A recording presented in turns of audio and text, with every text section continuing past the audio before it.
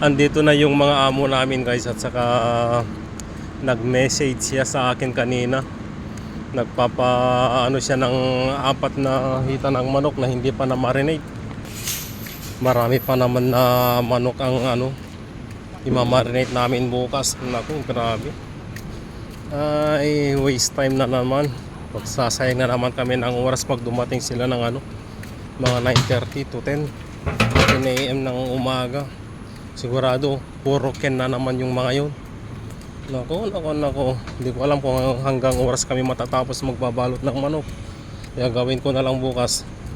Triple time na lang siguro para mabilis. At saka sana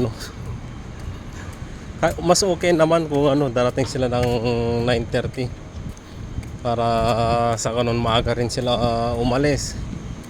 Para may pahinga kami sa hapon kahit sandali lang. Kasi kung mag-stay sila hanggang alas 2 ng hapon, naku, wala na wala nang pahinga yan. Wala na rin kainan. Depende na lang kung mag-order sila ng pagkain namin. Kung wala, edi wala rin kaming kakainin.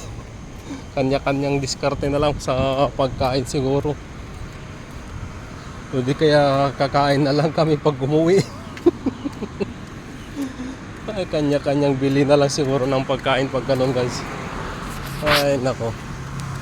At saka dumating rin yung kanina, yung kapatid ko, kinuha niya yung pambayad ko sa nanay ko na 1,400.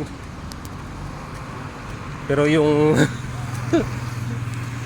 1,000 yun yung pambabayad ko sa nanay ko guys. Tapos yung 200 panghulog sa cellphone ko. Tapos yung 150 yun yung hiniram ko nung last Sunday na na pangkuha ng sapatos ng bunso kong anak. Tapos yung 50 ay yun yung bayad ko sa linya ko dito. Kasi nakaline itong SIM card ko guys buwan-buwan ako nagbabayad. Kaya yun, bali ang total noon 1,400. At saka habang nagme-message siya, pero na yun, late ko na nabasa yun. Tapos magre-reply sana ako sa kanya. Biglang nag-message naman itong operation manager namin. Imbes na yung i-reply ko sa operation manager namin ay napunta sa kapatid ko. Ayan, tuloy pinus ng kapatid ko. English ko, okay noted. Oy, grabe naman Ay, nako, loko.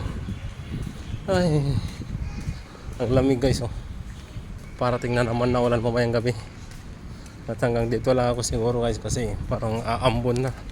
At maraming salamat sa inyong panonood guys. Peace, I'm out.